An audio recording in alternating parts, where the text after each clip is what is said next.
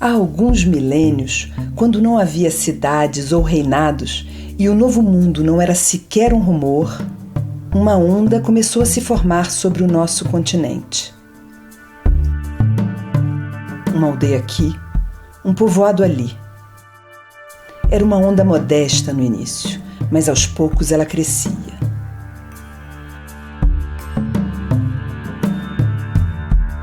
Pouco se sabe dos primeiros brasileiros. Não há registros de que língua eles falavam ou que deuses cultuavam. Ainda se discute quando o ser humano primeiro pisou neste recanto do hemisfério ocidental e por onde ele chegou. Século após século, a onda humana ganhava vulto e feições. Espraiou-se das fraldas do Oceano Atlântico até as matas fechadas da Amazônia e dos prados do sul às encostas da Cordilheira dos Andes, até encobrir o lombo de terra continental que viria a se chamar Brasil.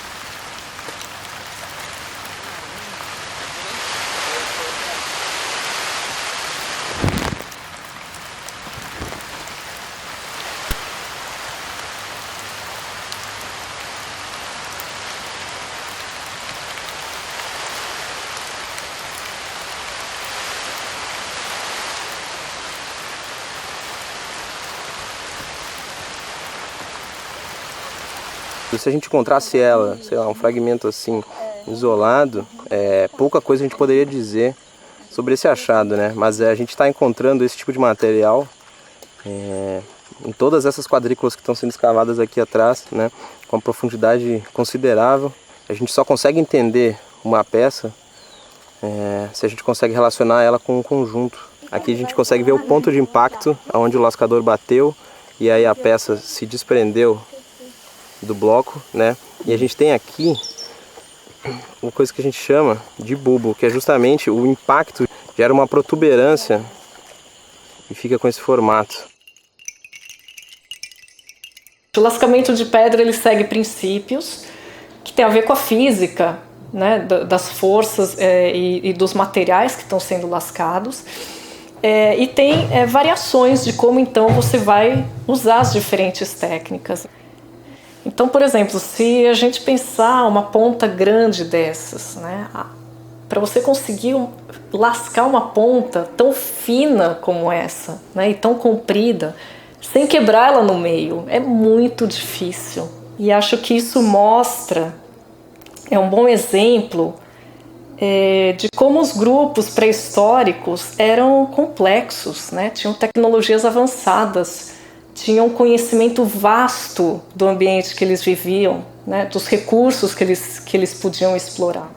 A produção de uma ponta de flecha, na verdade, não passa só pela questão do lascamento, que por si só já é muito complicado. Ela passa também por questões de reconhecimento de território, para obtenção da matéria-prima mais adequada para esse lascamento. Então, conhecer as fontes, né, os locais onde você tem essa matéria-prima disponível. E o que a gente vê também são só as pontas líticas, mas isso vai todo com um conjunto que envolve a haste, o arco, né, se for uma ponta de flecha. Se for uma ponta de dardo, envolve o propulsor, que você também tem que fazer. Então, na verdade, são tantos elementos, no fim a ponta é o que sobra para nós arqueólogos.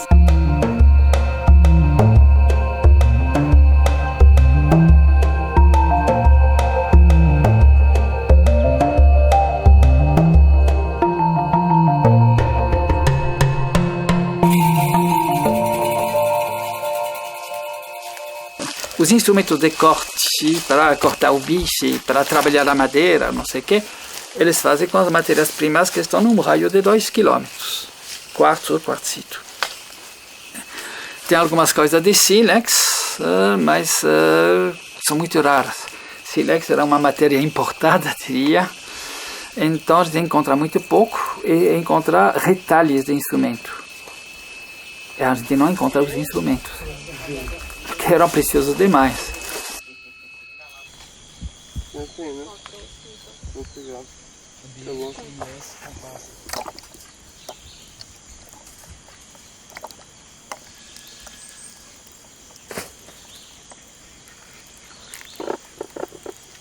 Eu vou descalço ou vou de sapato? Caçador-coletor é um conceito que isso que é interessante. Ele foi criado para definir sociedades etnográficas, principalmente, e não sociedades arqueológicas, né? Não culturas arqueológicas. Então, a arqueologia, a partir do século XX, pegou emprestado esse conceito da antropologia para explicar determinados contextos arqueológicos, né? Mas esses arqueólogos, eles achavam que a floresta, o ambiente tropical, não ofereceria alimento suficiente para uma população se sustentar se não houvesse agricultura, né? A falta da agricultura, ela sempre foi também um importante marcador para definir sociedades caçadoras-coletoras, né?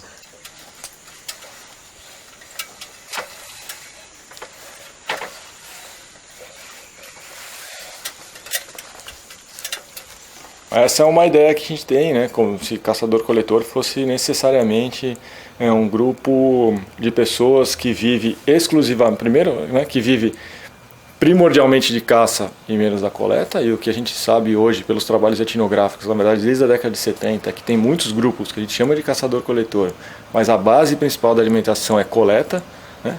E a coleta envolve normalmente, né, um conhecimento e uma interação com o ambiente do entorno muito íntimo, muito próximo, para você saber o que coletar e o que não coletar, aonde vão estar esses recursos, né? Então você não aprende isso do nada, né?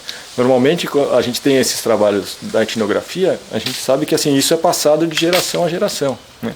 E uma outra coisa é essa questão de pensar sempre como caçadores-coletores, como grupos de alta mobilidade, conhecido no senso comum como grupos nômades. Na verdade, a gente tem, né, grupos que se movimentam no espaço, mas não necessariamente estão abandonando um território e ocupando uma outra área.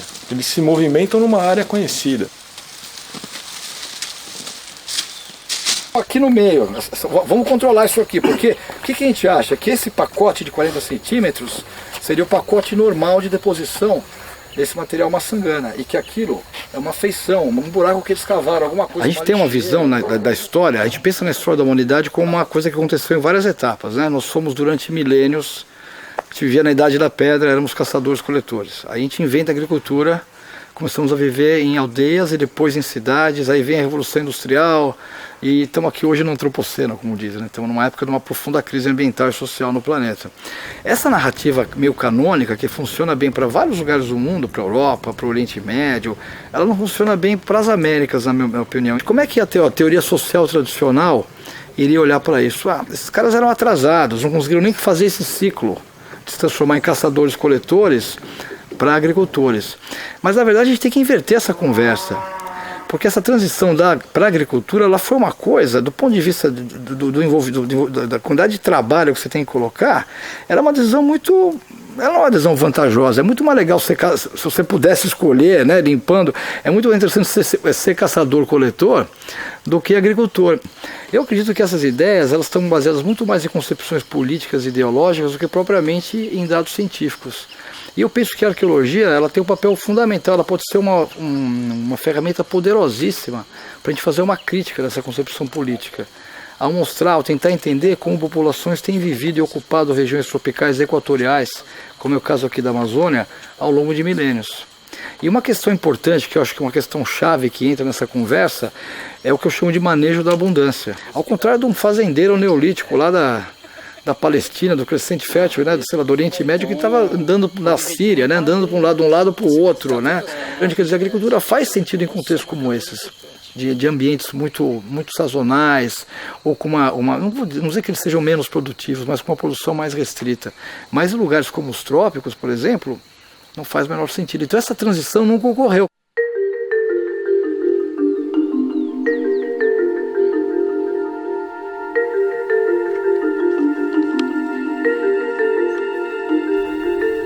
De acordo com o que aprendemos na escola, o Brasil demorou muito para ser ocupado. Os nossos antepassados teriam partido da Ásia rumo ao leste, atravessando a América do Norte e finalmente chegando por aqui há, no máximo, uns 12 milênios. Só que quem conta essa história se esqueceu de combinar com a ciência. Pesquisas recentes no Brasil e em outros países do continente americano derrubaram o consenso. Mas quando, como e por onde chegamos por aqui? Bem, essas perguntas desafiam até hoje a nossa arqueologia.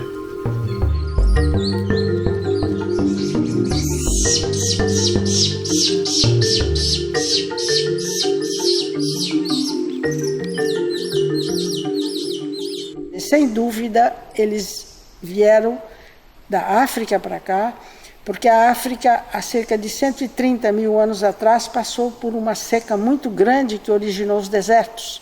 E é conhecido que os povos que lá viviam pegavam então os barcos e iam para o mar para pescar, para ter comida.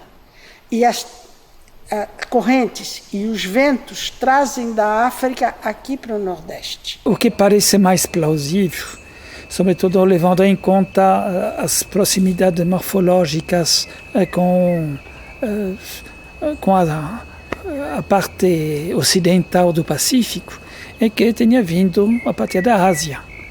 Então, teria dois caminhos principais nesse caso, um que seria pelo oceano, outro pela terra, subindo pelo Estreito de Bering, que em vários momentos, há mais de 2.000 anos, era imerso.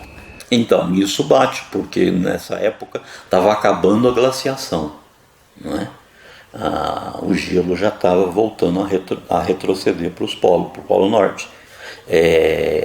Mas ainda o mar estava bastante abaixo do nível atual. Então você, entre a Sibéria e o Alasca, você tinha uma ponte de terra, né, que nós chamamos de berinja, né?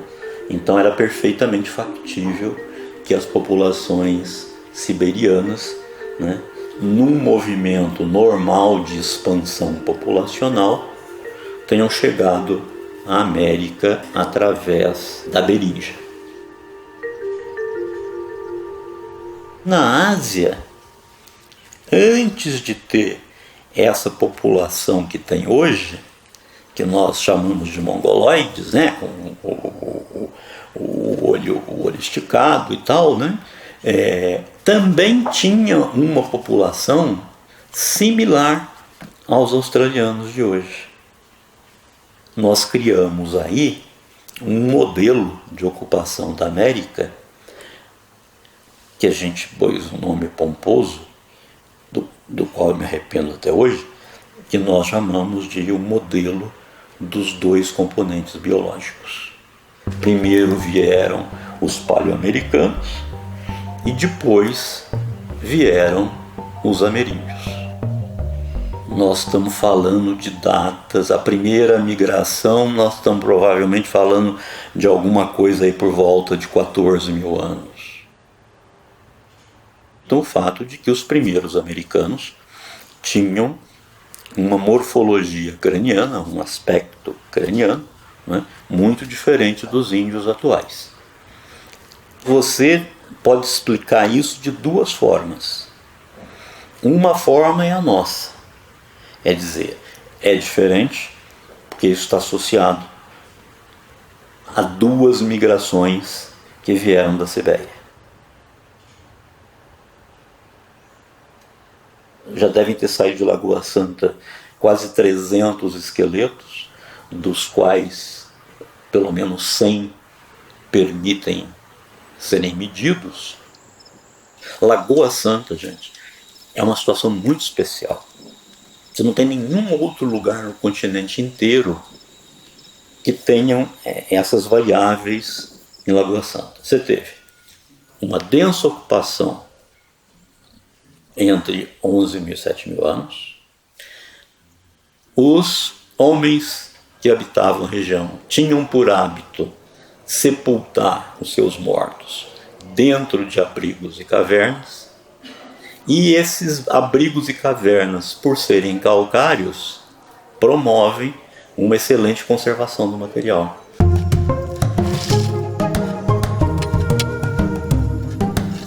O nosso enredo começa há muitos milênios. Para remontar a história dos fundadores de nosso país, recorremos a esses obstinados pesquisadores. Ora com pás e raspadeiras, ora com a tecnologia do carbono 14 e do DNA, esses detetives da antiguidade estão rastreando as nossas pegadas perdidas. As investigações estão longe de terminar, mas as centenas de sítios já encontrados pelo continente nos oferecem indícios de um Brasil bem mais antigo do que a ciência ou qualquer um de nós poderia supor.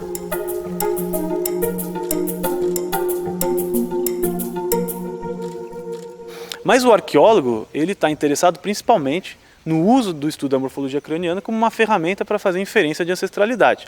Saber quem que era ancestral de quem que era descendente de quem, para a gente poder contar essa história do povoamento, que é o que no fundo a gente está interessado, né?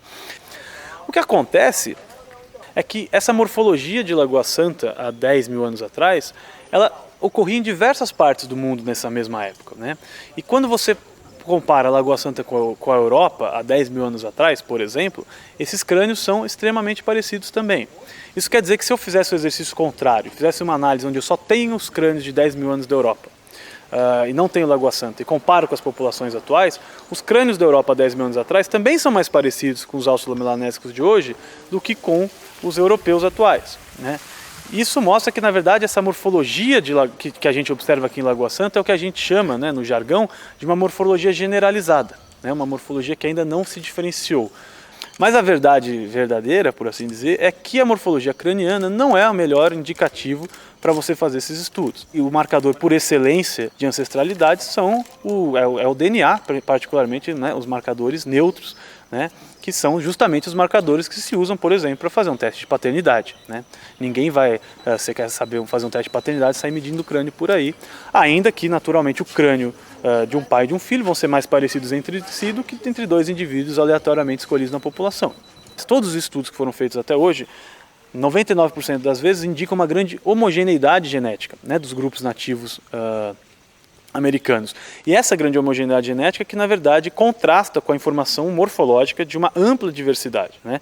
Aí que está, vamos dizer assim, a incompatibilidade, ou pelo menos, né, à primeira vista, alguma incompatibilidade entre os dados genéticos, que apontam para homogeneidade, uma única entrada, uma única migração, e os dados morfológicos, que apontam para uma grande diversidade, transformação ao longo do tempo e potencialmente mais de um estoque biológico entrando aqui.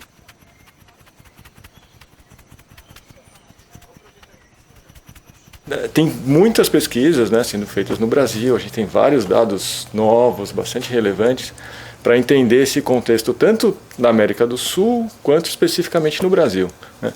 E acho que, assim, né, para começar a conversa, uma coisa muito clara é que essa data antiga, né, ou o que se convencionou a definir como o limite cronológico, né, para a ocupação da América do Sul, como 12 mil anos, isso já está ultrapassado. Acho que uma questão que reforça muito isso, né, é a quantidade de sítios que a gente tem, né, por volta de 12 mil anos, em vários lugares da América do Sul, e a diversidade cultural apresentada por esses sítios. Essa diversidade, ela não surge do nada, ela não surge de um dia para o outro, né? Ela envolve um processo, provavelmente um processo longo, né, de adaptação a ecossistemas distintos. Então a gente tem necessariamente que pensar, né, em talvez diferentes levas, né, de migração, de chegada na América do Sul, com certeza anterior a esses 12 mil anos. O quanto anterior, né, quão longo esse processo, é uma outra discussão, mas talvez seja essa a discussão do momento. Porque evidentemente que esse domínio de novos ambientes, ele se dá por uma expansão demográfica natural. Não tem esse negócio assim, vamos migrar para o Piauí, vamos migrar para a Patagônia, vamos migrar para a América. Isso não existe, né? O que existe é uma expansão natural da população humana, né? E na medida que vai ocorrendo essa expansão, você vai ocupando os novos nichos ecológicos que a paisagem te coloca à disposição, né?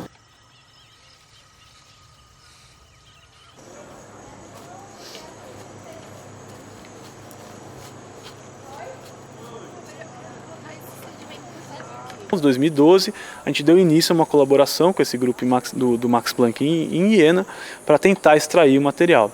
E na verdade no começo eles estavam extremamente céticos da possibilidade de se encontrar material genético, né, nesses esqueletos, e para surpresa de todos apareceu algum DNA nesses ossos, né? E a partir daí a gente resolveu fazer uma grande amostragem para poder investigar se de fato a gente conseguiria extrair DNA nuclear, né, que é o DNA que você consegue de fato fazer estudos com mais certeza. E no ano passado a gente conseguiu extrair DNA de pelo menos 8 indivíduos da Lapa do Santo. Então tem 8 indivíduos da Lapa do Santo para os quais a gente conseguiu extrair o DNA antigo pela primeira vez. Nós que temos interesse em entender como se deu a evolução morfológica humana moderna, né? Uma vez que a gente tenha esses dados de DNA, a própria informação de DNA, além dessa questão da relação de ancestralidade, ela também vai ajudar a gente a entender melhor o que aconteceu, quais foram os processos responsáveis por essas transformações morfológicas que ocorreram no crânio humano e que são tão claras para todos nós, né?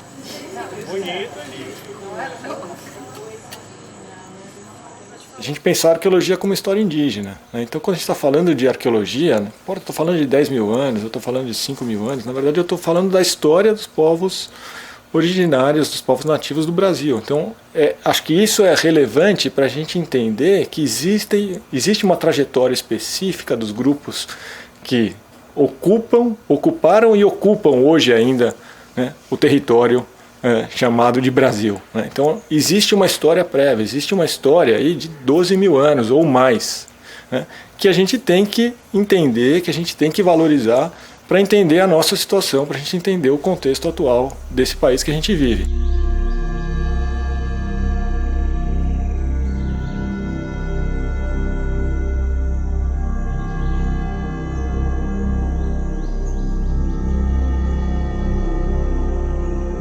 Agora, é verdade que existe um hiato entre essas coisas muito antigas e quando a gente começa a ter sítios arqueológicos facilmente reconhecíveis em grande quantidade, que é por volta de 12 mil anos.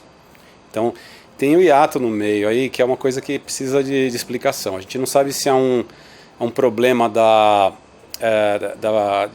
preservação dos sítios, que talvez tenham sido todos erodidos ou fortemente soterrados por conta de um evento climático muito intenso que teve nesse intervalo, entre 26 mil e 18 mil, você tem uma coisa chamada último máximo glacial, né, com mudanças climáticas globais de grande amplitude que podem ter contribuído para esses sítios terem sido erodidos ou profundamente enterrados, e talvez por isso que a gente não encontre sítios desse período. Encontra os mais antigos e encontra os mais recentes. É uma possibilidade.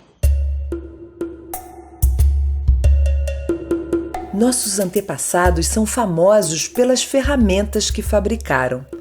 De fato, no seu kit de sobrevivência há de tudo um pouco. De pau e conchas a ossos e até presas de animais.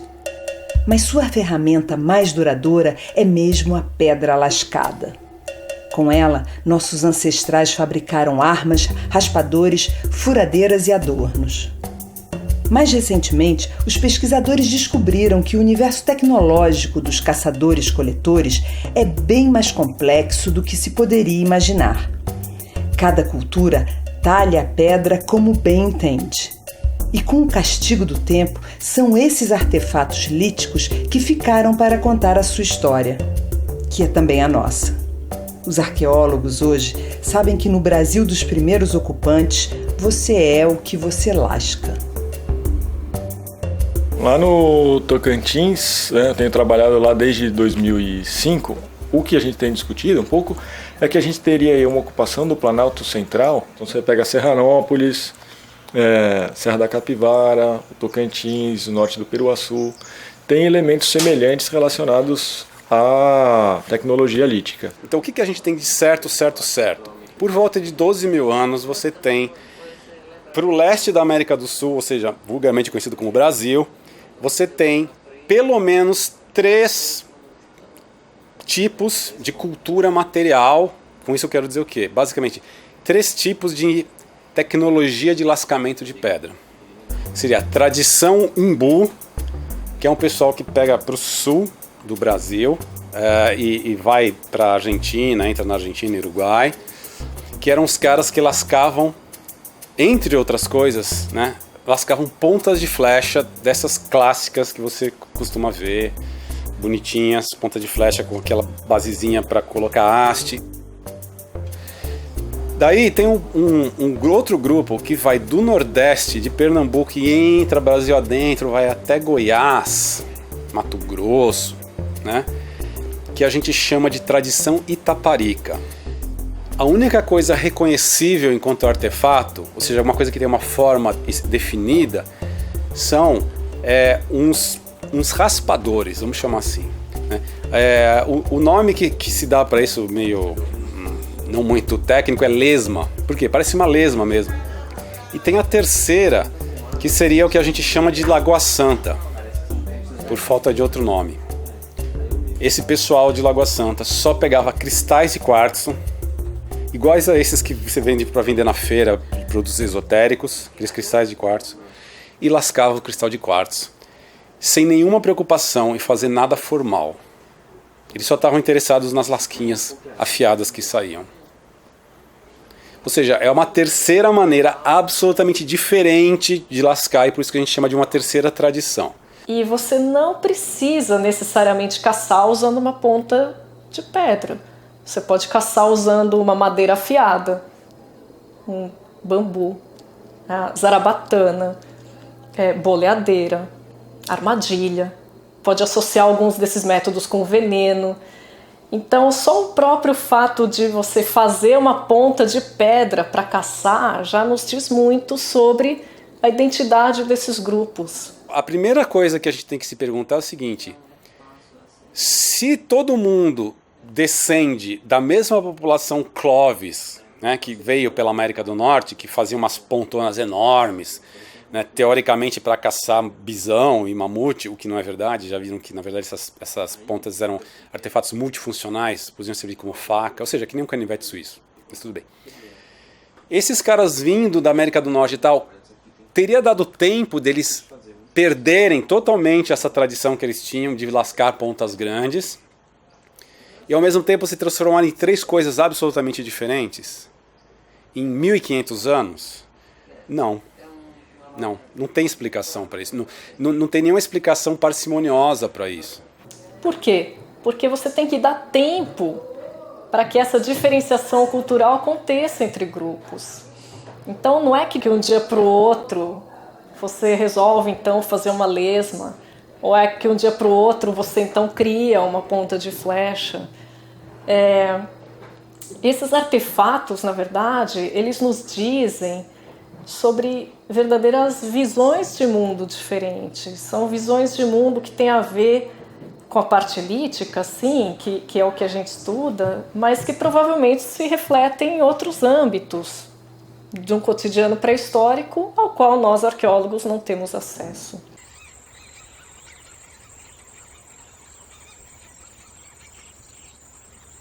Até 10, 15 anos atrás não tinha provas arqueológicas bem estabelecidas, sem contestação nenhuma. Às vezes, confusões de pedras lascadas, talhadas, com pedras naturais quebradas. Santelin provocou, pela qualidade dos dados obtidos, uma nova abordagem livre. E o que está muito legal de ver atualmente no Brasil, essa abertura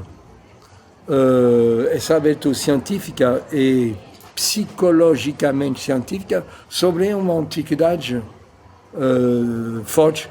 Quando saíram as primeiras datações de Santa Helena, foi para todo mundo uma provocação a pensar de um outro jeito.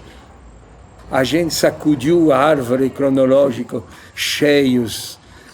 essa árvore cheia de preconceito norte-americano sobre a antiguidade dos povoamentos da América, ou o preconceito das rivalidades profissionais que existem, já dá para ver que no Nordeste, no Piauí, as últimas pesquisas lá no Piauí mostram uma antiguidade semelhante à antiguidade de Santa Helena. E novos, mostra de uma maneira arqueológica incontestável. Hein? Estamos falando de escavações bem comprovadas, bem datadas, tudo isso. Então imagine que nesse período de 27 mil anos atrás, o homem teve essa capacidade de trazer daquele grande esqueleto de ossos gigantescos, sabendo que essa fauna extinta, que é a preguiça gigante, ela possui milhares de ossículos, né, osteodermes. Esses ossículos que existem lá no sítio, alguns deles foram transformados, eles foram desbastados, foram polidos e foram perfurados. Ele se apropriou também através de uma transformando um pouquinho desses ossos para ser o seu próprio ornamento. Esses sítios mais antigos, eles não têm, né, nas camadas realmente que são bastante antigas, não tem artefatos formais. Então, por exemplo, não tem pontas de flecha ou não tem lesmas, não tem realmente nada que você veja e diga, nossa, isso, sem sombra de dúvida, foi feito por um grupo humano. Então, um exemplo interessante para a gente pensar essa complexidade e tentar sair um pouco desse cabresto dos artefatos formais líticos é, por exemplo, a questão daquele osteodermo trabalhado que foi encontrado nos níveis mais profundos de Santa Helena. Então aquilo nos dá uma pista também. Bom, a indústria lítica é um pouco tosca, talvez, né? Não tem artefatos bonitos como as pontas de flecha, mas isso não quer dizer que eles não tivessem também uma complexidade tecnológica, um conhecimento do ambiente, né? Da exploração daquele ambiente, dos recursos que aquele ambiente oferecia.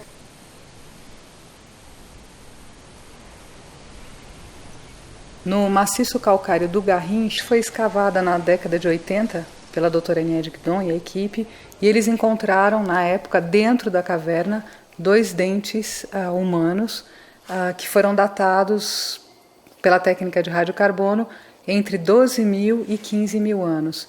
Então, seriam vestígios bem antigos, né? Em termos de vestígios humanos mesmo, antrópicos. Os dentes tinham uma característica interessante, eles são semelhantes a esses que foram encontrados depois, né? Anos depois, com a continuidade das pesquisas, e o que tem de interessante é que são dentes do tipo arcaico. Continua sendo sapiens, mas é um tipo que tem os ossos do crânio um pouquinho mais espessos. Na entrada também da caverna do Garrincha, a doutora Aniede Guidon encontrou esse fragmento de osso, né, do crânio, é um fragmento de parietal humano, e ele é mais espesso. Ele foi analisado e identificado como um osso do tipo arcaico. Então a gente tem para a região, além dos sítios arqueológicos com fogueiras e pedras lascadas, né, com idades de 50 mil anos, a gente tem vestígios humanos, né, de ossos humanos, entre 12 e 15 mil anos. Nós temos também datações extremamente antigas, datações de carbono 14, nós chegamos até 58 mil anos, que é o limite máximo, mas por termoluminescência nós temos datações que vão até 100 mil anos.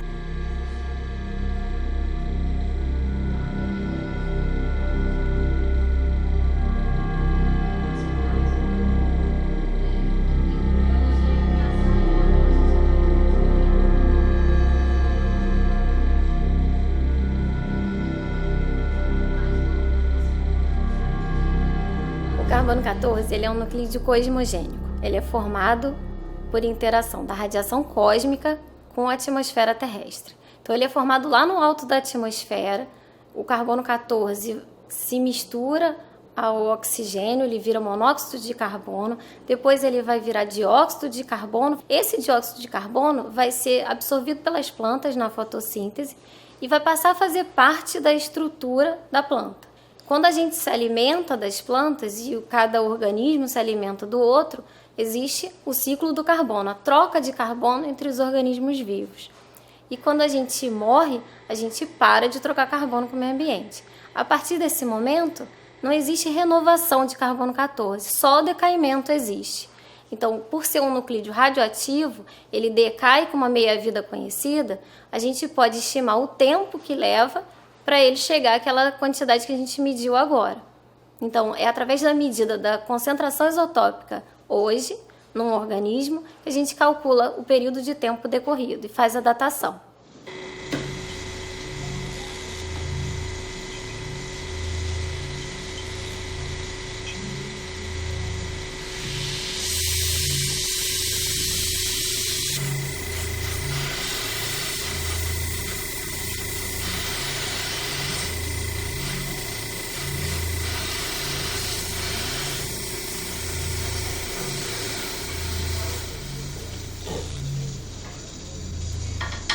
O que pode dar errado é se a interpretação dos resultados for feita de maneira equivocada, se a escolha do material for feita de maneira equivocada, se a manipulação desse material não levar em consideração qual é a fração de carbono original que se deseja datar. Então, na verdade, o fundamento da datação é a parte inquestionável. O resto todo pode dar errado à medida que a pessoa não sabe o que está fazendo.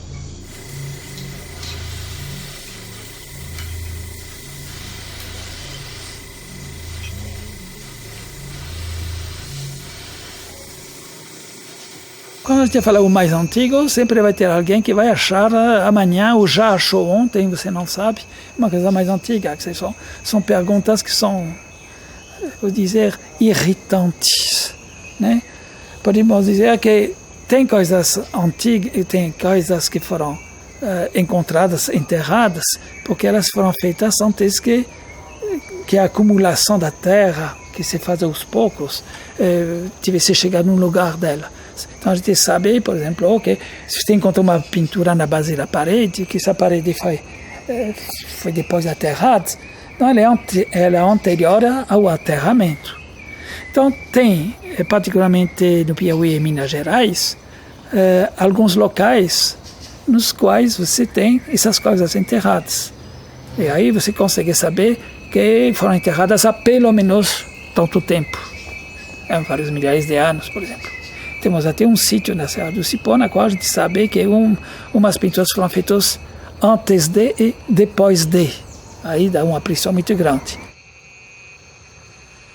Na Pedra Furada achamos blocos caídos no solo com 27 mil anos. Quer dizer, se ele caiu com 27 mil anos com figuras, essas figuras foram feitas antes. A datação mais antiga que nós temos para pinturas aqui é da ordem de 28 mil anos. O que mostra que eles começaram a pintar aqui no mesmo momento que começaram em outras regiões do mundo. Não sabemos o que os caçadores-coletores contavam uns aos outros em torno da fogueira. Muito menos que lições uma geração repassava para a próxima. Mas uma coisa é certa. Desde o início do povoamento dessas latitudes tropicais, os brasileiros sempre gravaram suas histórias. Das paredes rochosas de seus abrigos, criaram-se as primeiras galerias das Américas. Ora abstrata, ora repleta de detalhes da fauna e da flora que os cercavam, a pintura rupestre é o retrato não falado de um país em formação. Então o que a gente percebe? Que se pensa que inicialmente os povos pré-históricos iniciaram, né, o seu código, enfim, a sua produção, fazendo os bichinhos, enfim, a natureza, os peixes, animais, necessariamente não. E a gente vê que exatamente no Peruaçu nos mostra o contrário. Os caçadores faziam as grandes figuras abstratas, coloridas, com 2, 3, 4 cores até. E os mais recentes, possivelmente já ceramistas, agricultores e horticultores, desenhavam os animaizinhos pequenos e, a princípio, de você vendo com os nossos olhos, uma pintura mais tosca, com pouca elaboração temática, vamos dizer assim.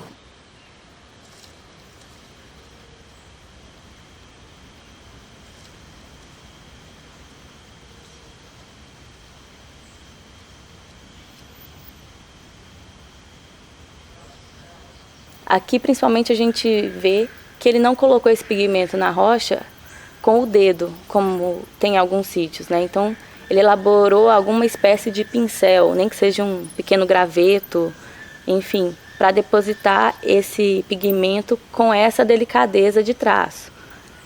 Para além disso, esse indivíduo também, ele observa com uma riqueza de detalhes bem interessante a natureza. Tem algumas pinturas que a gente observa o detalhe da galhada do veado, do casco. Enfim, é um sujeito que está em constante observação desse meio e tem completo domínio da característica, digamos, morfológica desses animais. Ele conhece esses animais, ele interage provavelmente com esses animais e ele também os representa com uma riqueza de detalhes incrível.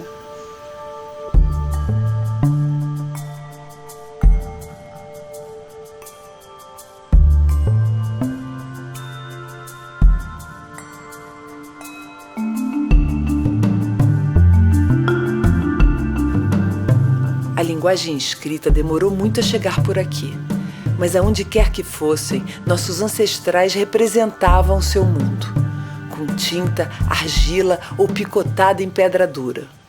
Sua arte sobrevive nos paredões de granitos de Minas Gerais e nas cavernas da Amazônia.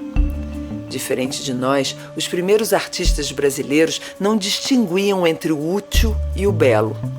Com traços por vezes ousados, outras vezes cheios de delicadeza, e com tintas extraídas de plantas e minérios, eles desenhavam todo um universo, onde o mundano se confundia com o sagrado.